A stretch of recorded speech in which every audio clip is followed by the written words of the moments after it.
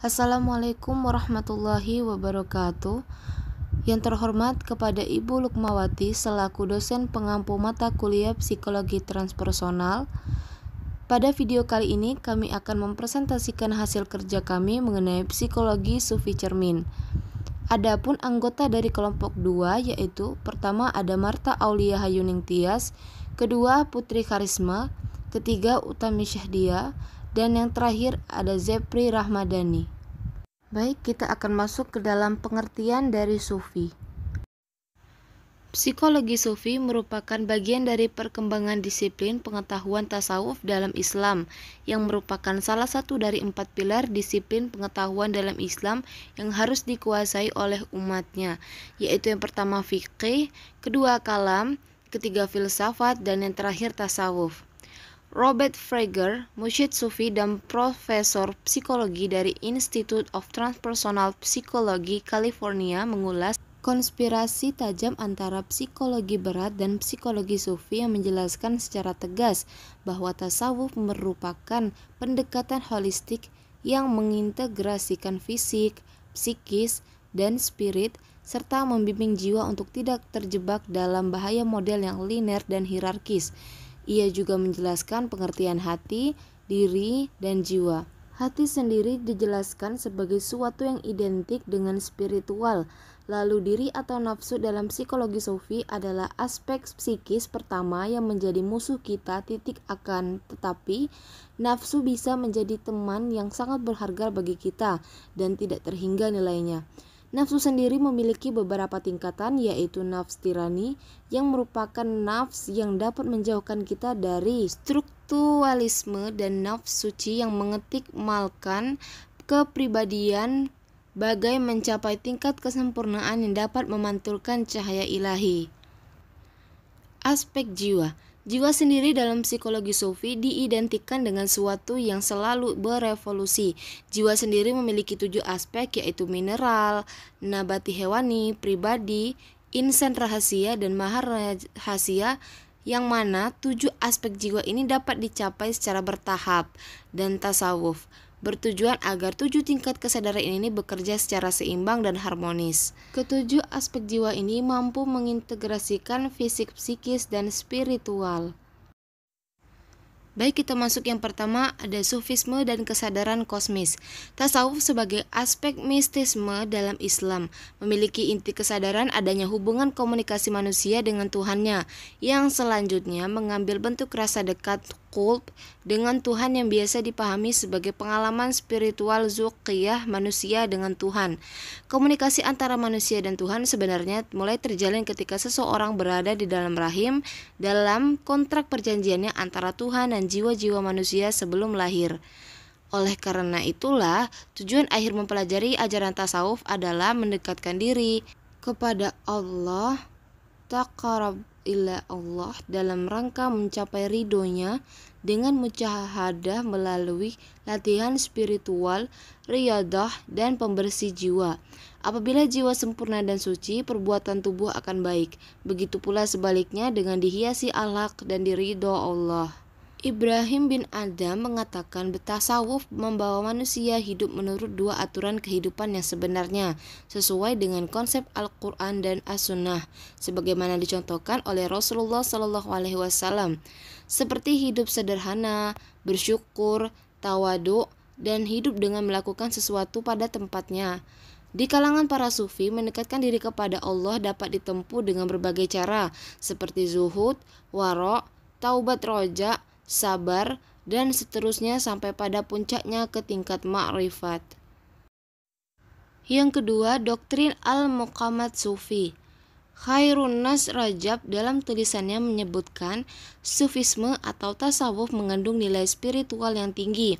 Ia berusaha membangun dan membina psikologi dalam pribadi Islam melalui takhalliyah an-nafs, dan tajalliyah an-nafs. Tazkiyah an-nafs, kesucian hati dalam tasawuf sering dikaitkan dengan penyucian jiwa, pembersihan hati, penjernihan, dan perbandingan hati, serta menyelaraskan hubungan antara manusia dan Tuhannya. Dalam tasawuf, Tazkiyah an-nafs merupakan suatu metode untuk bertaqarrub atau mendekatkan diri kepada Tuhan melalui proses dan latihan-latihan rohani tertentu.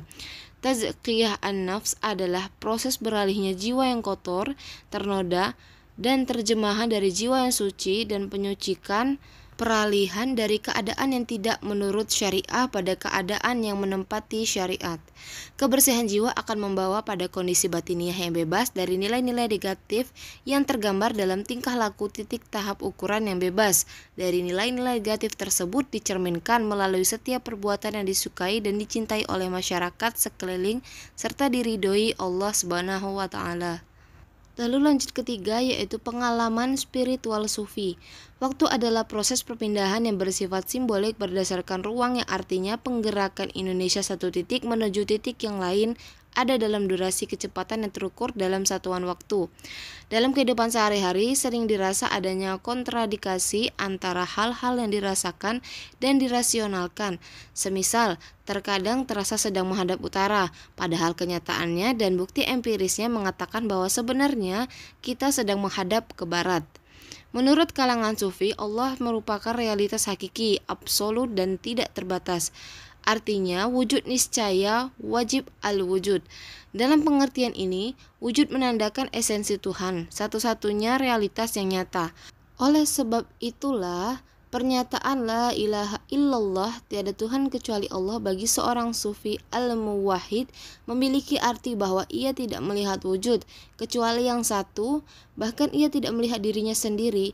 Ketika tenggelam dalam tauhid, ia melenyapkan dirinya dalam tauhidnya.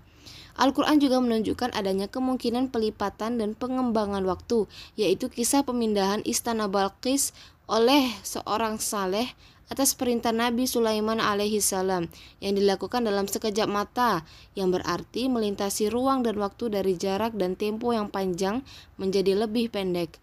Pengalaman Isra Mi'raj bukan merupakan pengalaman yang berada di atas kendali diri Nabi, melainkan merupakan berkat dari Tuhan.